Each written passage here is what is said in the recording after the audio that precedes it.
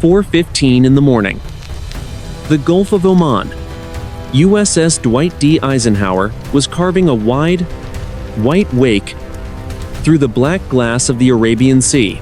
The carrier strike group had spent the last 48 hours in a state of modified readiness, but the tension in the air defense tower had shifted from caution to cold certainty in the last 3 minutes. Something was climbing out of the Iranian desert that was not on any flight plan known to the region. The sky was a deep, bruised purple, and the air on the flight deck smelled of salt and the heavy kerosene scent of jet fuel from the pre-dawn flight operations. The question was no longer if a strike was coming, but how many warheads the carrier's defensive shield could catch before the steel hull was tested. The radar screens inside the Combat Direction Center of the carrier were suddenly awash with high-velocity tracks. A battery of Iranian Sejjil missiles, two-stage solid-fuel ballistic weapons, had launched from mobile platforms hidden deep within the coastal mountains of the Hormozgan province. These missiles were not the slow-moving drones the fleet had grown accustomed to intercepting. These were coming in at speeds exceeding 4,000 kilometers per hour. The Aegis combat system on the escorting cruiser, the USS Philippine Sea, immediately identified the threat. The ANSPY-1 radar locked onto the rising heat signatures. Within seconds, 2 Standard Missile-6 interceptors shrieked out of the Mach 41 vertical launch system of the cruiser, leaving behind a thick cloud of white chemical smoke that lingered in the humid morning air. The interceptors climbed into the upper atmosphere, their solid rocket boosters pushing them toward a point in space where the incoming Sejjil would be intercepted. On the bridge of the USS Dwight D. Eisenhower, the commanding officer watched the digital plot with a practiced, unnatural stillness. The carrier was operating at 30 knots, turning hard to starboard to minimize its profile. Below decks, 5,000 sailors were already at general quarters. The sound of heavy steel watertight doors slamming shut echoed through the companionways, a rhythmic thud that felt like the heartbeat of the ship. The first interceptor missed. The Sejjil missile performed a slight terminal maneuver, a jagged correction that threw the Standard Missile-6 off its lead. The second interceptor detonated its proximity fuse, but the heavy warhead of the Iranian missile remained intact, falling through the sky like a hammer of God. The impact was not a sound at first, but a physical shock that lifted the 100,000-ton carrier. The Sejjil warhead, carrying nearly 700 kilograms of high explosives, punched through the rear of the flight deck near the No. 4 catapult. The steel, inches thick and designed to withstand the landing of 40-ton aircraft, buckled and tore like wet paper. A fireball, 300 meters wide, and a brilliant, blinding orange erupted from the impact point. The heat was so intense, it instantly vaporized the paint on the nearby FA-18 Super Hornets lashed to the deck. The sound followed a fraction of a second later, a deep, guttural roar that vibrated through the very marrow of everyone on board. It was the sound of metal screaming as it was twisted into impossible shapes. The flight deck was suddenly a landscape of hell. Shrapnel, traveling at thousands of meters per second, shredded the fuel lines and the electrical conduits beneath the surface. Secondary explosions began to ripple through the parked aircraft. A Seahawk helicopter, caught in the primary blast radius, was thrown sideways, its rotors snapping and spinning across the deck like jagged saw blades. Fire suppression systems activated instantly with aqueous film-forming foam, but the breach was massive. Black, oily smoke began to pour from the wound in the ship's stern, rising into the purple dawn in a column that could be seen for 50 miles. The USS Dwight D. Eisenhower was no longer a platform of power projection. It was a wounded giant, fighting its first fire of the war. The damage control teams, dressed in their silver proximity suits, moved toward the flames even as the ship continued its hard turn. They were walking into a wall of heat that reached 1,000 degrees. On the bridge, the report came in over the internal circuit. Flight deck fouled. Catapult 4 out of action. Multiple fires in the aft gallery walkways. But the radar screens in the Combat Direction Center were not clear. The first hit had been the opening note. 30 miles to the north, another high-speed contact was descending. The second Sejjil was, already through the outer layer of the Aegis shield, and it was aiming for the carrier's midsection. 4:18 in the morning. The flight deck of the USS Dwight D. Eisenhower was a landscape of industrial slaughter and disciplined chaos. The first Sejjil missile had carved a jagged hole through the rear of the ship, but the United States Navy's damage control doctrine was already in full execution. Under the harsh emergency lights and the flickering orange glow of burning JP-5 aviation fuel, the sailors of the 2nd Damage Control Division were moving with a precision that had been drilled into them through thousands of hours of repetition.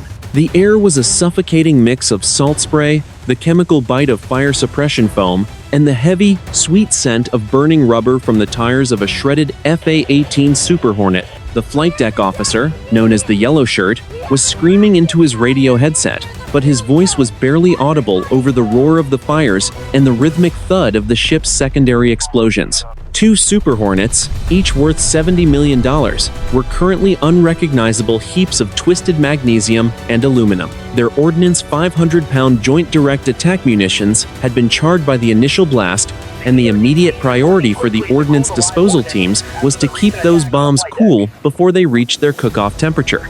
Below the flight deck, in the cavernous spaces of the hangar bay, the thick steel blast doors had successfully sealed. The red shirts, the Navy's aviation ordnancemen, were dragging heavy hoses across the non-skid surface, directing high-pressure streams of aqueous film-forming foam into the jagged breach where the missile had entered. The foam flowed like a white, bubbling river, coating the burning wreckage and cutting off the oxygen to the white-hot metal fires. The ship's commanding officer remained on the bridge, his eyes fixed on the damage control plot. The Eisenhower was still making 25 knots, but the vibration in the hull was concerning.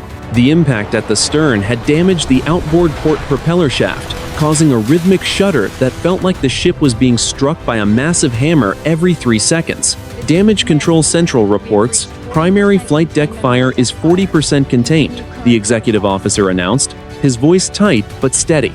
Casualty clearing station in the 2nd mess deck is receiving the first wave of wounded. Initial count is 12 personnel killed in action, 34 wounded, 19 of those critical. The news of the casualties was processed with the cold efficiency required of a command at war. On the flight deck, the triage teams were working under the shadow of the carrier's island. Corpsmen were kneeling in the foam, their hands slick with blood, as they applied tourniquets to sailors who had been caught in the shrapnel spray of the initial impact. The screams of the injured were occasional, punctuating the mechanical grind of the ship's internal systems, but most of the wounded were silent, staring at the purple sky in a state of profound shock. The structural integrity of the Eisenhower was currently rated at 88%. The primary flight deck was fouled, meaning no aircraft could launch or land until the debris was cleared and the massive hole near Catapult 4 was plated over with emergency steel shoring. This was a critical vulnerability. Without the ability to launch its air wing, the carrier was a 100,000-ton target, defended only by its escorts and its internal point defense systems. 10 miles away, the USS Philippine Sea and the destroyer USS Mason were burning through their inventories of interceptor missiles. The sky was etched with the white charcoal lines of missile exhaust. The Aegis combat systems were slaved together in a cooperative engagement capability, forming a digital web of protection around the wounded carrier. They were tracking the second incoming Sejjil, which had just cleared the edge of the atmosphere and was beginning its terminal plunge. Inside the carrier's combat direction center, the lights were dimmed to a low blue glow. The radar operators, most of them in their early 20s, sat with their faces illuminated by the green flicker of their consoles. They were watching the second threat descend at 4 times the speed of sound. The computer predicted an impact point near the ship's midsection, specifically the area surrounding the island and the main communication arrays. Vampire. Vampire. The automated warning echoed through the ship's internal speakers. Second. Contact inbound. Impact in 30 seconds. All hands, brace for shock. Brace for shock. The sailors on the flight deck, those not pinned down by firefighting duties, dropped to the non-skid surface, clutching whatever fixed handles they could find. The damage control teams did not stop. They continued to pour foam into the inferno at the stern, their silver suits reflecting the approaching light of the second missile as it tore through the clouds above. The air itself seemed to crack as the second Sejjil broke the sound barrier just hundreds of meters above the water. It was a physical weight, a pressure that squeezed the lungs of every man and woman on the deck. The Eisenhower shifted its rudder again, a desperate, final attempt to make the missile miss. But the Iranian guidance system, refined through decades of development, held its lock on the massive radar signature of the carrier's island. The world went white. 4:22 in the morning. The second Sejjil missile did not strike the flight deck. It detonated against the starboard hull, just 3 meters below the waterline, directly abreast of the forward engine room. The explosion was not a flash of light to those inside the ship, but a catastrophic hammer blow that transmitted through the steel marrow of the 100,000-ton vessel. The kinetic energy of a 700-kilogram warhead traveling at Mach 4, combined with the incompressible nature of the surrounding seawater, created a hydrostatic shockwave that shattered reinforced welds and buckled primary structural girders. The starboard anti-torpedo blisters, designed to absorb the blast of a conventional torpedo, were instantly vaporized. The inner hull, a wall of hardened steel, fractured along a 10-meter seam, allowing the high-pressure weight of the Gulf of Oman to roar into the ship's interior. Inside the forward main machinery room, the world became a nightmare of steam and rising black water.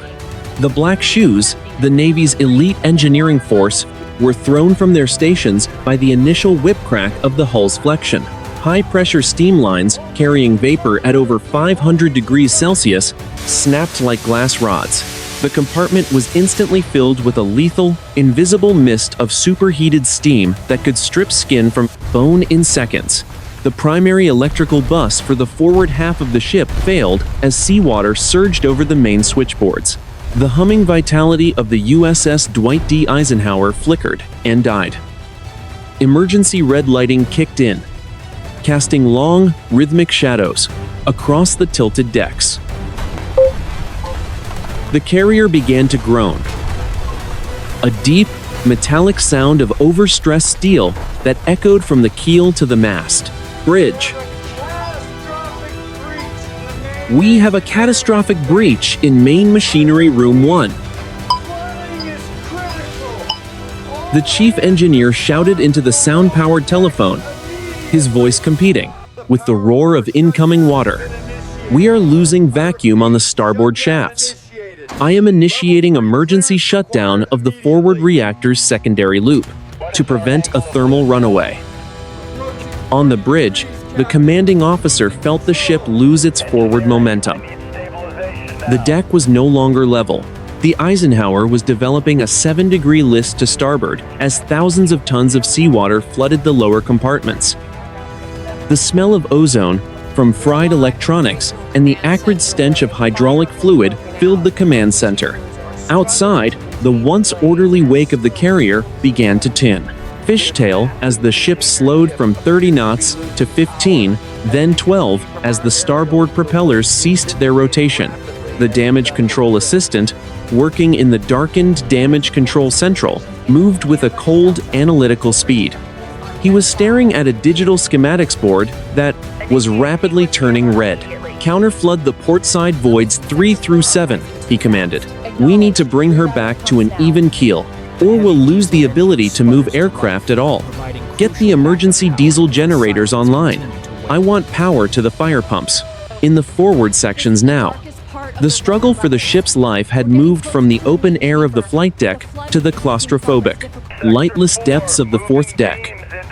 Damage control teams, wearing heavy breathing apparatus and carrying hydraulic shoring equipment, waded through waist-deep water that was slick with diesel fuel and debris. They were fighting to plug the weeping rivets and the smaller secondary cracks that were appearing in the bulkheads surrounding the breach. If the transverse bulkheads failed, the flooding would spread to the ammunition magazines, and the Eisenhower would be lost. The professional discipline of the sailors was the only thing holding the chaos at bay. Despite the freezing rush of the sea and the darkness, there was no panic. Teams of 4 worked in unison, slamming timber shores into place and tightening steel soft patches over ruptured pipes. They were operating in a space where the air was thick with the smell of wet iron and the salt spray of a dying ocean. Above them, on the carrier's island, the second impact had wrought its own brand of havoc. The shock wave had shattered the glass on the primary flight control level and knocked the AN/SPY-6 radar arrays out of alignment. The carrier's primary eyes were now blurry. The Eisenhower was not only wounded and slowing, but its ability to coordinate its own defense was severely degraded. The ship was now listing at 9 degrees.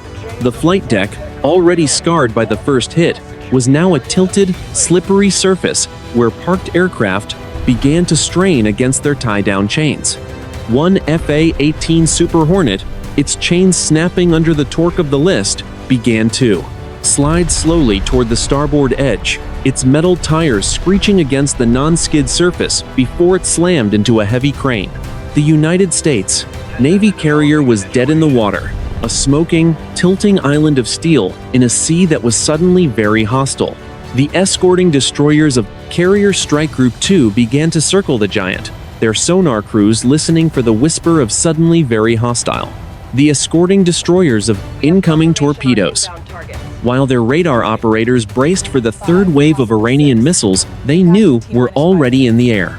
4:30 in the morning, the Gulf of Oman, specifically at coordinates 24 degrees 42 minutes north, 58 degrees 12 minutes east, while the USS Dwight D. Eisenhower struggled against the rising water in its hull, the outer perimeter of Carrier Strike Group 2 transformed into a wall of fire and focused electronic energy.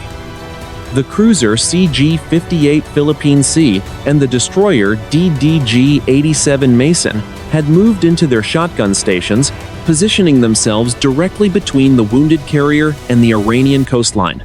The primary objective was no longer offensive. It was the survival of the centerpiece of American naval power in the region.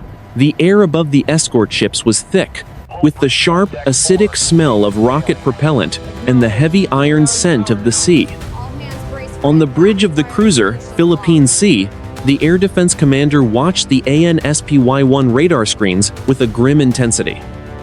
The Iranian battery had launched a third wave, consisting of 6 Sejjil missiles, fired in a staggered sequence to saturate the American defenses. These missiles were traveling on a high ballistic arc, descending from the edge of space at speeds exceeding 5,000 kilometers per hour. Tracks 701 through 706 confirmed as ballistic threats, the weapons officer announced, his voice steady despite the vibration of the ship's engines, engaging with Standard Missile 3 and Standard Missile 6. Birds away. From the Mark 41 vertical launch systems of both the cruiser and the destroyer, a series of white-hot streaks tore into the darkness. 12 interceptors were launched in rapid succession, the roar of their rocket motors a physical weight that shook the decks and rattled the teeth of every sailor topside. The flashes of the launches illuminated the gray steel of the ships in rhythmic pulses of orange and white, casting long, dancing shadows across the churning water. The engagement was a masterpiece of digital coordination. Through the cooperative engagement capability, the Philippine Sea provided the high-altitude tracking data, while the Mason launched the physical interceptors, allowing the two ships to act as a single, distributed weapon system. The first 2 Standard Missile 3 interceptors cleared the atmosphere, their kinetic kill vehicles separating in the vacuum of space to hunt the incoming Sejjil warheads through infrared signatures. 300 miles above the Earth, the first interception occurred. There was no sound in the vacuum, only a brilliant, silent flash of white light as the kinetic kill vehicle slammed into the Iranian warhead at a combined closing speed of 15,000 kilometers per hour. The Sejjil was obliterated, reduced to a cloud of hypervelocity debris that burned up harmlessly upon re-entry into the atmosphere. However, the saturation was too dense for a perfect score. 2 of the incoming missiles performed erratic terminal maneuvers as they hit the thicker air of the lower atmosphere, momentarily breaking the radar locks of the interceptors. Interception failure on tracks 704 and 706, the radar operator shouted, shifting to terminal defense. Evolved Sea Sparrow missiles away. The Mason fired its shorter-range interceptors. The evolved Sea Sparrow missiles spiraled into the air, their guidance fins screaming. as they fought to lead the descending warheads. One Sejjil was clipped by a blast fragmentation warhead 4 miles out, its guidance section shredded, causing it to tumble and detonate prematurely over the open water. The resulting explosion sent a shock wave across the surface that was felt by the lookout teams on the Eisenhower as a sharp crack against the hull. The final Sejjil missile, however, remained on course. It was moving too fast for the Sea Sparrows to catch. The last line of defense was the close-in weapon system, the Mark 15 phalanx. On both the Philippine Sea and the Mason, the 20mm Gatling guns hummed to life, their radar domes swiveling with robotic autonomy. The sound of the phalanx firing was a continuous, mechanical growl, like a giant chainsaw cutting through the air. A stream of tungsten armor-piercing rounds, fired at a rate of 75 rounds per second, created a wall of metal in the path of the incoming missile. The Sejjil warhead was struck, only 1,000 meters from the Philippine Sea. It did not disintegrate, but the impact of the tungsten rounds detonated the primary fuse. A massive fireball erupted just above the waves. The concussion was enough to shatter several windows on the cruiser's bridge and knock 2 lookouts to the deck. Pieces of the Iranian missile, some the size of car engines, rained down into the sea, sending up plumes of white spray. All tracks splashed, the air defense commander reported, wiping sweat from his forehead. The screen held, but we are down to 40% on our interceptor inventory. If they launch another wave of 6, we are going to have to make some very difficult choices about what we protect. The silence that followed was brief and heavy. The Aegis shield had held, but the cost in munitions was staggering. Each Standard Missile 6 cost $5 million, and the ships had just fired nearly $60 million worth of hardware in less than 4 minutes. Behind them, the USS Dwight D. Eisenhower was still listing its black smoke, a marker for any follow-on Iranian strikes. The sun was beginning to touch the horizon, revealing the true extent of the carnage. The strike group was survives, but the strategic initiative was still firmly in the hands of the coastal batteries. 5 in the morning, the Gulf of Oman and the Iranian coastline near Bandar-e-Jask, the United States. Navy was no longer simply absorbing blows. The wounded giant was striking back with the cold, calculated precision of a professional predator. The USS Philippine Sea and the destroyer DDG-87 Mason had received the fire control solution from a pair of FA-18 Gulf Growlers orbiting 80 miles to the north. The electronic warfare aircraft had pinpointed the exact radar emissions of the Iranian Sejjil batteries. The time for defensive posturing had ended. The order from the strike group commander was brief: weapons free. Suppress and destroy. Inside the hull of the Mason, the launch sequence was initiated. The silence of the morning was shattered as the first Tomahawk cruise missile shrieked off its rail, a white column of fire punching backward through the smoke. The heat blast washed across the faces of the sailors standing nearest the superstructure, the temperature of the exhaust reaching over 1,000 degrees in a fraction of a second. The smoke rose in a dense, white column that blotted out the horizon for 3 full seconds before the missile pitched over, its small turbofan engine kicking in as it dropped to a sea-skimming altitude of just 15 meters. This was the opening beat of a coordinated symphony of destruction. Within 2 minutes, 32 Tomahawk cruise missiles were in the air, flying in a low, staggered formation toward the Iranian coast. They moved at 880 kilometers per hour, hugging the contours of the waves to stay beneath the Iranian radar horizon. 60 miles to the north, the Iranian Sejjil battery was in the process of reloading. The mobile launchers, massive 10-wheeled vehicles, were parked in a valley between 2 jagged limestone ridges. The Iranian crews were working frantically under the dim light of the pre-dawn sky, their voices echoing off the rock walls as they lowered the empty launch canisters. They believed they were hidden by the terrain, protected by the very mountains from which they had launched their assault. The first Tomahawk warhead punched clean through the lead mobile launcher, detonating the ready fuel, and the second stage booster of the Sejjil missile still attached to the vehicle. The impact was not a singular event. It was a catastrophic chain reaction. The 1,000-pound high-explosive warhead of the Tomahawk triggered a secondary explosion of the solid rocket propellant. The turret and launch rail of the Iranian vehicle lifted straight off. The chassis, 12 tons of steel, rising 5 meters into the air before falling back and crushing 4 men who were attempting to run from the sudden fire. The hull itself split along the weld seams, peeling open like a tin can. Black, toxic smoke boiled out of every opening, illuminated from within by the white-hot intensity of the burning propellant. The defending Iranian forces reacted in a blind, panicked scramble. The commander of the battery, standing on a ridge 100 meters away, watched as 3 more Tomahawks impacted in rapid succession. One struck the command and control van, vaporizing the electronics and the 6 technicians inside instantly. The remaining crews on the other launchers tried to start their engines, the heavy diesels coughing and spitting black smoke as they attempted to move the massive vehicles into the cover of nearby caves. But there was no cover from the overhead surveillance of the United States Navy. A second wave of Tomahawks, programmed with vertical attack profiles, descended from the sky like vengeful birds of prey. One driver, his eyes wide with terror, as he looked through his reinforced windshield, saw the streak of white light a split second before it hammered into the cab of his vehicle. The shockwave of the blast threw men off their feet within a 50-meter radius, the overpressure compressing every chest in the test vicinity and shattering eardrums with a detonation that cracked the mountain air. The heat blast from the burning batteries was so intense that the limestone of the surrounding ridges began to flake and crack.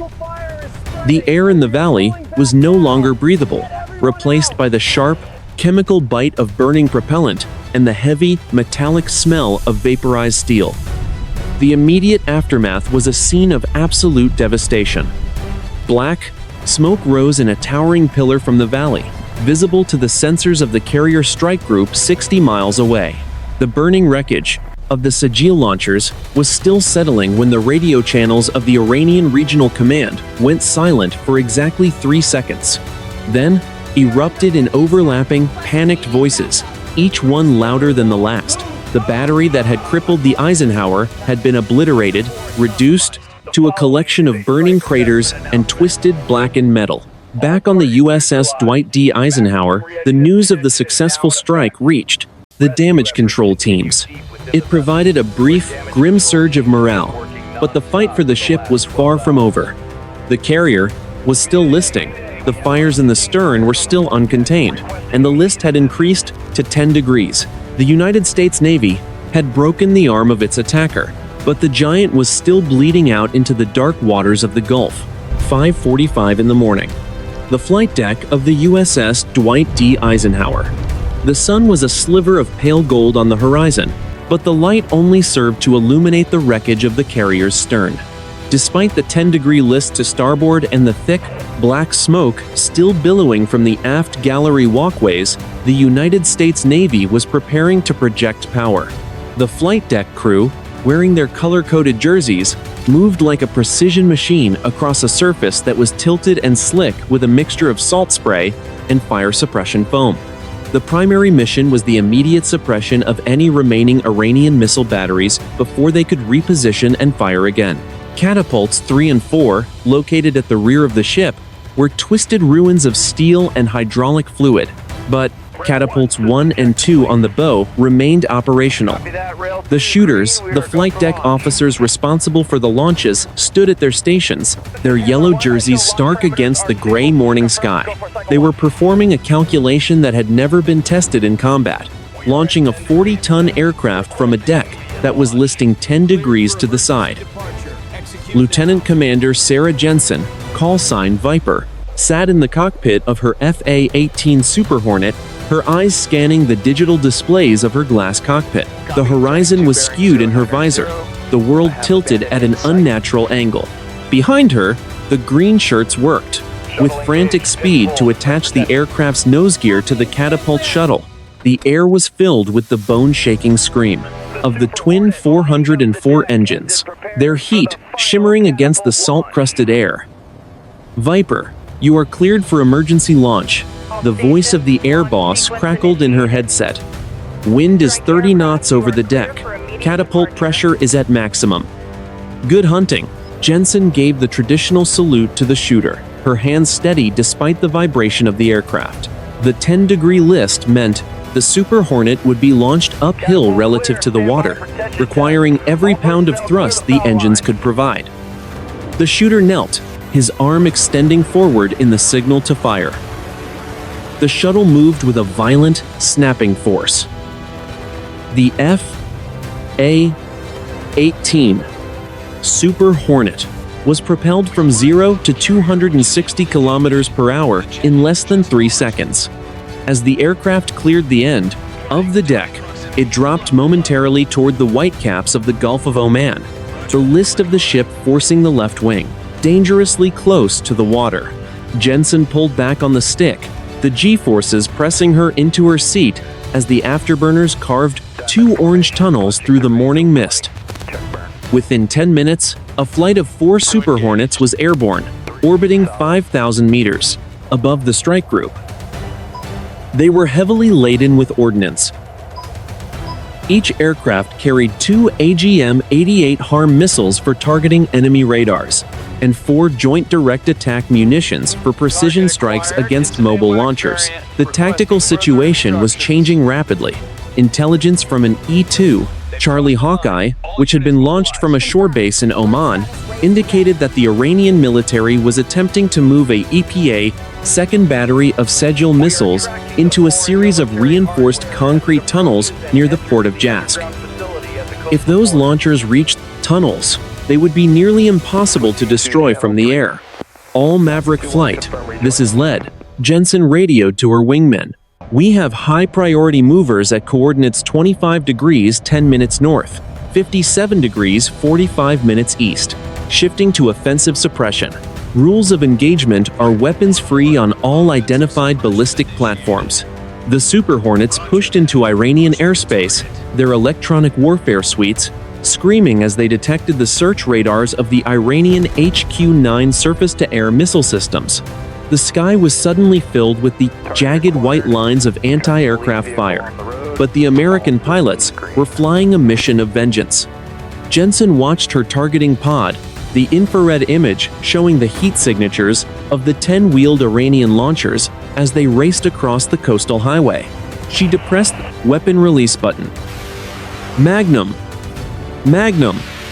she called out as an AGM-88 HARM missile detached from her wing. The missile's seeker head had already locked onto the pulse of an Iranian radar. It streaked toward the Earth at Mach 3, a silent hunter that ignored everything but the electronic heartbeat of the enemy. Below, the Iranian radar operators saw the high-speed contact on their screens for exactly 2 seconds before the HARM missile impacted the center of their van. The explosion was a sharp, localized burst of fire that left the remaining Sejjil launchers blind. Without radar guidance, the mobile batteries were exposed. The flight of Super Hornets descended through the clouds, their noses pointed at the coastal road. They were no longer just pilots, they were the extended reach of the wounded USS Dwight D. Eisenhower. The vengeance of the United States Navy was about to be delivered in 1,000-pound increments of high explosives. 6:15 in the morning. The second mess deck of the USS Dwight D. Eisenhower. The space that had served breakfast to thousands of sailors just 2 hours earlier had been transformed into a fluorescent-lit chamber of industrial medicine.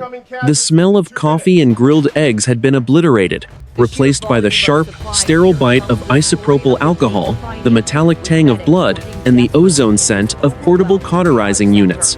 This was the primary casualty clearing station, the immediate destination for the 94 sailors who had been pulled from the wreckage of the flight deck, and the steam-filled ruins of the forward engine room. The Navy doctors and hospital corpsmen moved with a frantic, silent efficiency. They were operating on a deck that was still tilted at 10 degrees to starboard, forcing them to brace their knees against the bolted-down mess tables while they worked. The Red Cross flags draped over the entrances flickered, under the emergency red lighting that pulsed whenever the ship's secondary generators surged.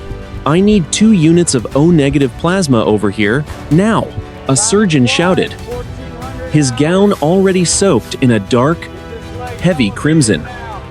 He was kneeling over a 20-year-old aviation ordnanceman whose legs had been shredded by a supersonic fragment of the Sejjil's casing. The corpsman beside him was applying a pneumatic tourniquet, the mechanical hiss of the device the only sound in the small circle of their workspace. In the corner of the mess deck, the black tag area was silent. 8 bodies, covered in standard issue gray blankets, lay in a neat row. These were the sailors who had been killed instantly when the first missile punched through the aft gallery walkway. The professionalism of the crew extended even to the dead. The blankets were tucked tightly, and the boots of the fallen were lined up, as if for a morning inspection. There was no time for mourning, only for the cold, methodical triage of those who still had a chance to survive. 4 decks below, the black shoes of the engineering department were fighting a different kind of war. The forward machinery room was a cavern of shadows and rising seawater. The chief engineer, his face blackened by oil and sweat, stood on a narrow catwalk overlooking the flooded lower level. The water was currently 4 meters deep, and it was slick with a rainbow of hydraulic fluid and diesel. The soft patches are holding on the main intake, but the secondary weld on the longitudinal bulkhead is weeping, a petty officer yelled from below, his voice echoing off the steel walls. He was chest deep in the freezing water, holding a hydraulic jack against a heavy timber shore. The struggle to save the Eisenhower was a battle of physics. To counter the 10-degree list, the damage control assistant had ordered the intentional flooding of the port-side fuel tanks and ballast voids. This counter-flooding was a delicate operation. If they added too much weight to the port side too quickly, the ship could lose its stability and capsize in the heavy swells of the Gulf. "Start the number 3 and 4 centrifugal pumps," the chief engineer commanded into his headset. "I want that water level dropping by 10 centimeters every 15 minutes. If we don't get the generators dry, we're never getting the primary radar back online." The sound in the engine room was a deafening cacophony of rushing water, the thud of heavy pumps, and the groaning of overstressed steel. Teams of sailors were using oxyacetylene torches to cut away twisted sections of the deck plating that were blocking access to the ruptured hull. The sparks from the torches flew into the darkness like miniature stars, reflecting off the oily surface of the floodwater. By 6:45, the engineering team had achieved a stalemate with the sea. The list had been reduced to 8 degrees, and the primary flooding had been contained within the forward machinery room. The price of this victory was visible in the exhausted faces of the damage control teams. Men were slumped against bulkheads, their breathing heavy and ragged, their hands shaking from the adrenaline and the cold. The USS Dwight D. Eisenhower was no longer sinking, but it remained a crippled titan. The structural damage to the starboard hull was a gaping wound 10 meters long, and the internal electrical grid was a patchwork of emergency bypass cables. The ship was surviving on the raw willpower of its crew and the strength of its remaining steel. Above them, the sky was brightening into a clear, pale blue. The smoke from the stern had thinned to a gray haze, but the carrier's profile on the horizon was still an unmistakable signal of vulnerability. The Iranian military, watching from their coastal surveillance stations, knew the giant was hurt. They were already preparing their next move, and this time they wouldn't be using missiles. 7 in the morning. The radar screens on the cruiser Philippine Sea were no longer tracking high-altitude ballistic arcs. They were blooming with hundreds of small, high-speed surface contacts. The Iranian Revolutionary Guard Corps Navy had launched its swarm. From the hidden coves of the Muzan Dam Peninsula and the jagged coastline of southern Iran, these were not capital ships, but small, agile vessels, some no longer than 15 meters, powered by multiple outboard engines and armed with a lethal combination of heavy machine guns, shoulder-fired missiles, and short-range rocket launchers. They moved in staggered, unpredictable patterns, creating a digital cloud of noise that was designed to overwhelm the automated targeting systems of the American escorts. The Gulf water, now reflecting the bright, hard light of the morning sun, was carved into thousands of intersecting white wakes. The air smelled of salt and the heavy, greasy exhaust of two-stroke engines. The Iranian strategy was one of pure attrition. They knew they could not sink a carrier with a single boat, but 60 boats attacking simultaneously from every point of the compass could find a gap in the defensive screen. Bridge combat. We have multiple surface groups closing at 45 knots. The tactical action officer reported from the cruiser's command center. Range is now 15 miles and closing fast. They are maneuvering to encircle the strike group. On the USS Dwight D. Eisenhower, the inner tier defense plan was activated.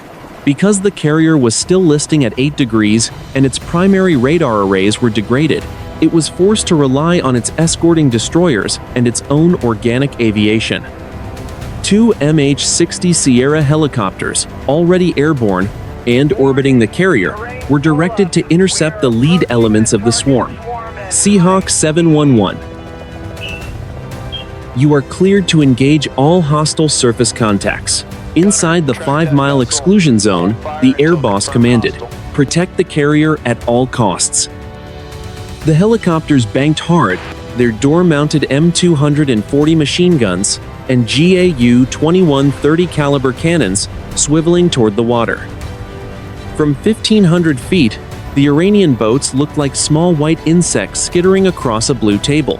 The American pilots pushed their nose down, the beat of the rotors, a heavy, rhythmic thrumming that vibrated through the air.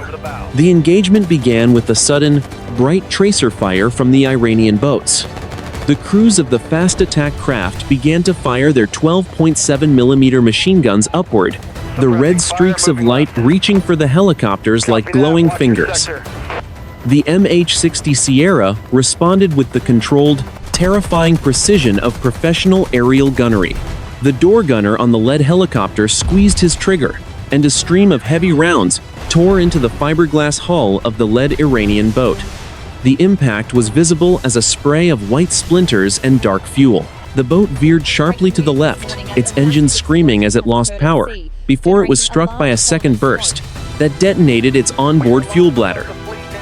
A small, violent fireball erupted, leaving only a charred hull drifting in the wake of the others. Despite the losses, the swarm did not falter. The Iranian crews were disciplined, following their orders to close the distance. They were now within 10 miles of the Eisenhower. The destroyer USS Mason moved to the flank of the carrier. Its Mark 38 25mm chain guns and its crew served 50 caliber machine guns manned by sailors in heavy body armor and helmets. Surface targets locked on the forward 25mm. The gunnery officer on the Mason called out, "Target is the group of 3 boats. At bearing 090, commencing fire." The chain gun hummed to life, a rhythmic thud thud thud that sent heavy, explosive rounds into the water. Great plumes of white spray erupted around the Iranian boats as the rounds walked toward their targets. One boat was struck midship, the 25mm shell punching through the engine block and sending metal fragments flying in every direction. The boat disintegrated in a spray of white water and black oil. But the sheer numbers were the problem. For every boat the Mason or the helicopters destroyed, 5 more seemed to emerge from the morning haze. The Iranian commanders were using the sun as a tactical advantage, attacking from the east so the American gunners would be blinded by the glare reflecting off the water. Inside the Eisenhower, the tension was reaching a breaking point. The ship was still moving at only 12 knots, its maneuverability severely hampered by the flooded engine room and the damaged propeller shaft. The carrier was a sitting target for the suicide elements of the swarm boats packed with hundreds of kilograms of high explosives intended to ram the hull and finish what the Sejjil missiles had started. All gun mounts. This is the captain. The commanding officer's voice came over the ship-wide circuit. The swarm is entering the inner bubble. We are the last line of defense. Pick your targets and make every round count. The 20mm phalanx close-in weapon systems on the carrier's edges began to swivel, their search radars locking onto the low-lying surface targets. The electronic growl of the guns heard above the crashing of the waves. The swarm was now 5 miles away. The collision was inevitable. 7:11 in the morning. The inner defensive bubble of the USS Dwight D. Eisenhower was collapsing as the Iranian fast attack craft reached a distance of 4,000 meters. The Iranian swarm had split into 3 distinct prongs, attempting to overwhelm the carrier's remaining point defense systems by attacking from the bow, the starboard quarter, and the stern simultaneously. The water was a chaotic mess of white foam and blue-green swells, agitated by the hundreds of high-horsepower outboard engines screaming at maximum revolutions. The air above the strike group was thick, with the acrid smell of burnt sulfur and the heavy, metallic vibration of thousands of rounds of outgoing ammunition. The commanding officer of the Eisenhower stood on the starboard bridge wing, his hands gripping the railing as he watched. A group of 4 Boghammer-class boats racing toward the midsection of the carrier.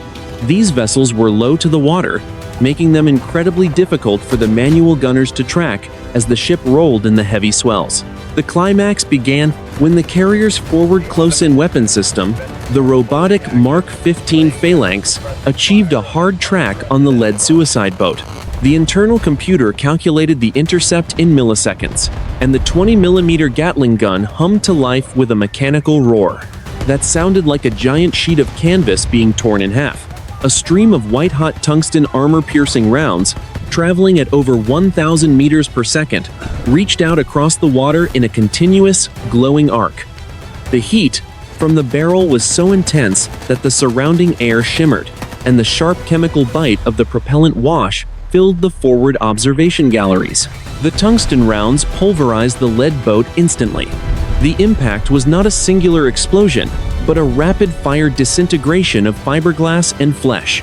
The 20mm shells punched through the bow, shredded the steering console, and detonated the 300 kilograms of high explosives lashed to the rear deck. The boat did not just sink. It erupted into a tower of white-hot magnesium fire and black oil that rose 30 meters into the air.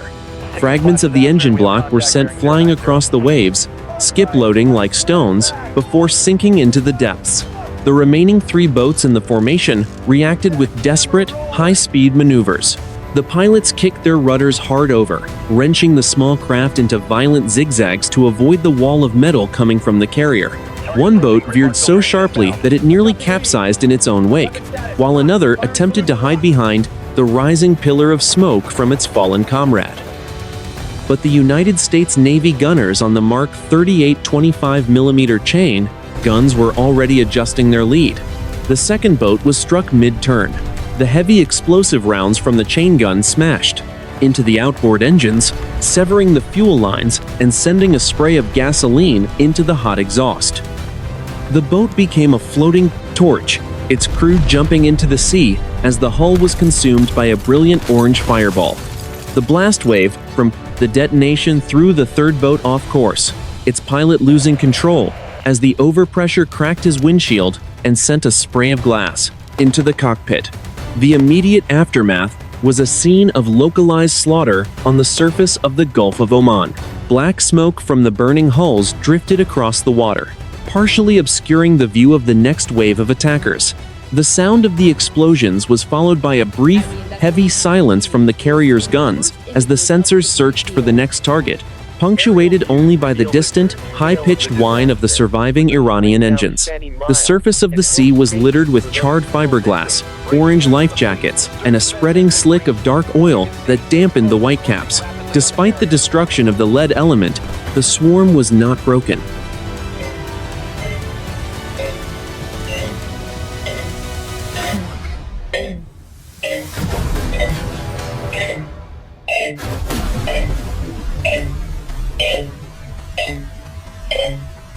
Six more boats had bypassed the destroyer Mason and were now closing within 2,000 destroyer Mason meters of the Eisenhower's damaged aft section. The list of the ship made it impossible for the portside close-in weapon systems to depress low enough to hit the targets. The carrier was effectively blind to the attack coming from its high side. MH-60. Sierra, this is Eisenhower. You have leakers at our 6 o'clock. The tactical officer screamed into the radio. They are inside. The gun minimums. Engage now. Engage now. The two Seahawk helicopters dived from their orbiting positions, their noses pointed straight down at the water. The door gunners opened fire with their GAU-21 machine guns, the heavy 12.7mm rounds kicking up plumes of water that looked like small geysers. They were hunting the suicide boats in the shadows of the carrier's own smoke, a deadly game of hide-and-seek played at 60 knots. The defense of the USS Dwight D. Eisenhower had moved into its most desperate phase. The ship was a wounded giant, surrounded by a swarm of stinging insects, and every second that passed without a primary engine restart brought the Iranian suicide boats closer to the hull. 8:30 in the morning. The USNS Supply, a fast combat support ship, was already coming alongside the starboard side of the USS Dwight D. Eisenhower, at coordinates 24 degrees 40 minutes north, 58 degrees 5 minutes east. The logistics of modern naval warfare are often invisible until a disaster occurs, but the survival of the carrier now depended entirely on the massive quantities of materiel being transferred across the churning water. The two ships were separated by only 50 meters of open sea, moving in a parallel formation at a steady 12 knots. The Gulf air was thick with the suffocating humidity of the morning and the heavy, black exhaust of the supply ship's 4 massive diesel engines. To the east, the horizon was still marked by the smoldering remains of the Iranian fast attack craft. But the focus of the strike group had shifted to the grueling, physical work of keeping the Eisenhower afloat. The UNREP, or underway replenishment, was being conducted under the most hazardous conditions possible. Because of the carrier's 8-degree list, the standard tensioned fueling hoses were straining against their couplings, and the steel cables of the sliding stay transfer system were vibrating with a high-pitched, metallic hum that could be heard across the deck. Despite the danger of a cable snapping and decapitating anyone in its path, the deck crews worked with a relentless, rhythmic efficiency. 450 sailors from the supply department were involved in the VERTREP, or vertical replenishment, using 2 MH-60 Sierra helicopters to ferry pallets of emergency supplies from the deck of the USNS Supply to the carrier's forward flight deck. Every 3 minutes, a helicopter would hover over the wounded giant, dropping a 2-ton load of submersible pumps, structural steel shoring, and 500 units of O-negative blood for the overwhelmed medical teams. The technical requirement for the engineering department was staggering. To keep the forward machinery room from flooding entirely, the Eisenhower required 40 additional submersible pumps, each capable of moving 1,000 liters of seawater per minute. These pumps, delivered in yellow protective casings, were immediately dragged down the narrow companionways by teams of 6 sailors, their boots splashing through the oily, rising water of the lower decks. Get those pumps to the 4th deck, frames 80 through 100. The damage control assistant ordered over the primary internal circuit. We are losing the fight in the auxiliary machinery room. I need power to those units now. As the replenishment continued, the horizon to the west revealed the arrival of the heavy cavalry of the logistics world. 2 USNS Apache-class ocean-going tugs, dispatched 6 hours earlier from Naval Support Activity Bahrain, were visible on the horizon, their powerful bows cutting through the 2-meter swells. These ships were designed for one purpose: to tow 100,000-ton vessels across thousands of miles of ocean. The logistics plan, coordinated by the DODBLING, Naval Forces Central Command, involved a 3-stage recovery. First, the carrier would be stabilized using the transferred shoring and the high-capacity pumps. Second, the tugs would take the Eisenhower under a dead ship tow if the internal propulsion could not be restored. Third, a heavy lift crane ship and a floating dry dock would be mobilized from the Mediterranean to meet the carrier in a secure port in Oman. The professional discipline of the logistics chain was the backbone of the American response. While the world watched the dramatic footage of missile strikes and burning boats, the real battle was being fought with pallets of plywood, welding rods, and boxes of surgical dressings. By 9:15 in the morning, the USNS Supply had transferred over 200 tons of emergency equipment and 50,000 liters of potable water to replace the carrier's contaminated tanks. The strategic objective was clear: the USS Dwight D. Eisenhower must not be seen to sink. The psychological impact of losing a Nimitz-class carrier would be a catastrophic blow to American prestige in the Middle East. The cost of the logistics operation alone was already exceeding $40 million per hour. But in the eyes of the Pentagon, the price was irrelevant. The carrier remained a smoking, tilted silhouette against the bright blue of the Arabian Sea. But with the arrival of the tugs and the completion of the emergency resupply, the immediate threat of foundering had passed. The giant was no longer alone in the dark. It was being held up by the collective weight of the United States Navy's global supply chain. 12:30 in the afternoon. The Arabian Sea, 200 miles south of the Strait of Hormuz. The USS Dwight D. Eisenhower was moving at an agonizing speed of only 6 knots, a fraction of its design capacity, as it began the long transit toward the port of Duqm in Oman. The carrier was no longer under its own primary propulsion. Instead, it was being assisted by the heavy ocean-going tugs that had arrived earlier in the morning. The massive steel tow cables, each 5 inches thick and under hundreds of tons of tension, vibrated with a low, visceral hum that could be felt through the deck plates of every ship in the formation. The Gulf sun was now high and merciless, bleaching the sky a pale, dusty blue and making the salt-crusted steel of the carrier's hull hot to the touch. The escort formation for this dead ship transit was the most dense concentration of naval firepower seen in the region in 30 years. The cruiser Philippine Sea took the lead, its AN/SPY-1 radar operating at maximum power to burn through any potential Iranian electronic interference. To the port and starboard flanks, the destroyers Mason and Gravely maintained a constant sonar watch, their crews listening for the distinctive cavitating signature of Iranian Ghadir-class midget submarines that might be lurking in the shallow coastal waters. Above the strike group, the air was never silent. Because the Eisenhower's flight deck was still fouled by the missile crater and the tilted list, the combat air patrol was being provided by land-based F-22 Raptors flying out of Al Udeid Air Base in Qatar. These fifth-generation fighters orbited at 30,000 feet, their sensors creating a digital umbrella over the wounded carrier that extended for 300 miles in every direction. The pilots maintained a strict silence on the radio, communicating only through encrypted data links as they scanned the Iranian coastline for any signs of a second swarm or a fresh ballistic missile launch. Inside the carrier, the atmosphere was one of grim, professional exhaustion. The damage control teams had been working for over 8 hours without relief. The list had been stabilized at 5 degrees, thanks to the continuous operation of the high-capacity submersible pumps and the successful shoring of the primary breach in the engine room. The air in the lower decks was thick with the smell of stagnant seawater, hydraulic fluid, and the lingering acrid scent of the fire suppression foam.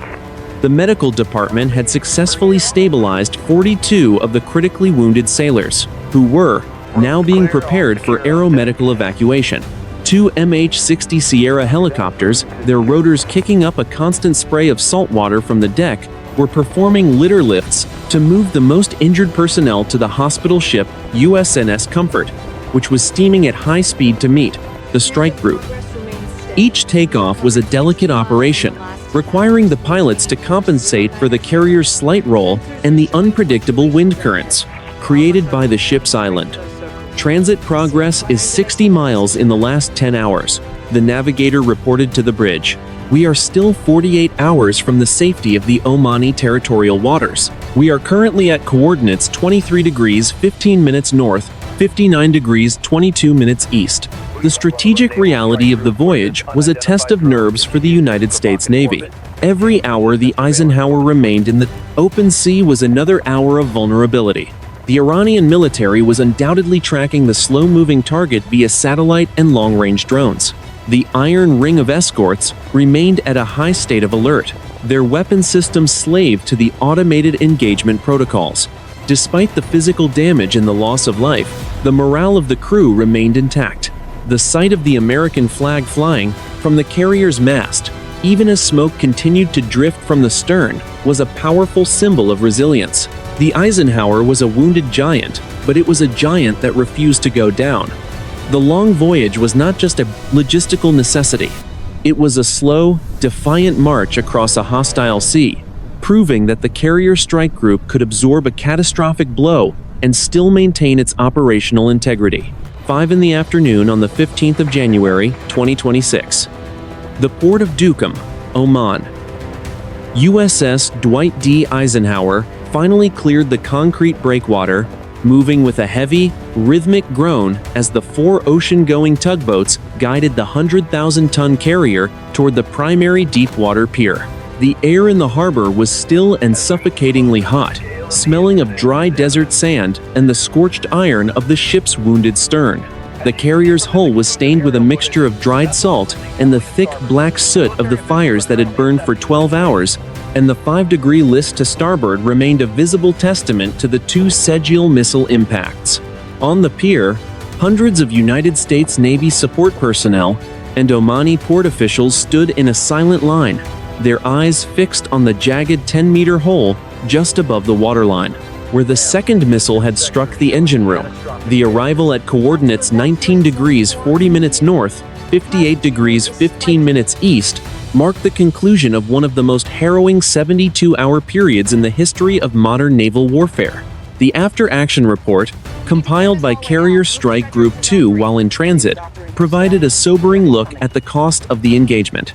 The casualty count was finalized at 12 personnel killed in action and 94 personnel wounded, with 22 of those requiring long-term reconstructive surgery for steam burns and shrapnel injuries. In terms of material loss, the United States Navy confirmed the total destruction of 2 FA-18 Super Hornets and 1 MH-60 Sierra helicopter that had been caught in the initial blast radius on the flight deck. The structural damage to the Eisenhower was categorized as significant but repairable, with the primary flight deck requiring a total of 400 square meters of specialized steel plating and the replacement of the No. 4 catapult system.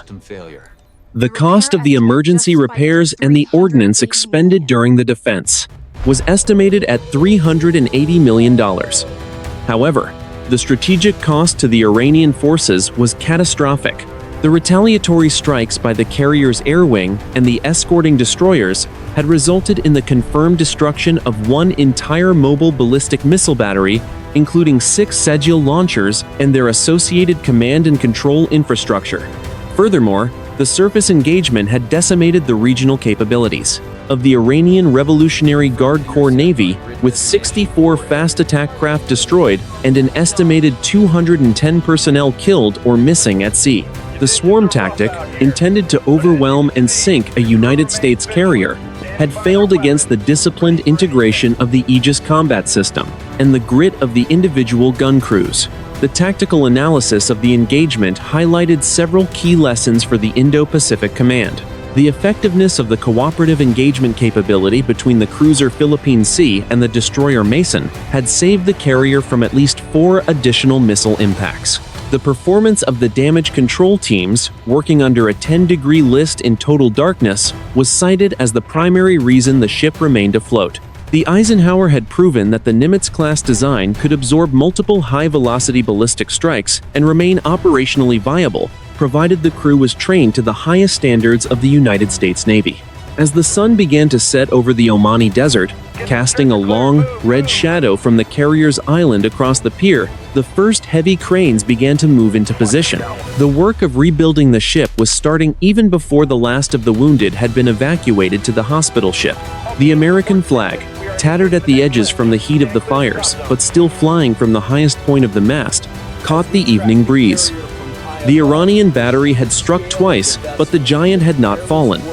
The Eisenhower would remain in Duqm for 30 days of emergency shoring before beginning the long voyage back to the United States for a full overhaul. In its place, another carrier strike group was already moving toward the North Arabian Sea, ensuring that the American presence in the region remained unbroken. The silent, professional resolve of the sailors on the deck was the final word on the matter. The iron embrace of the United States Navy had held.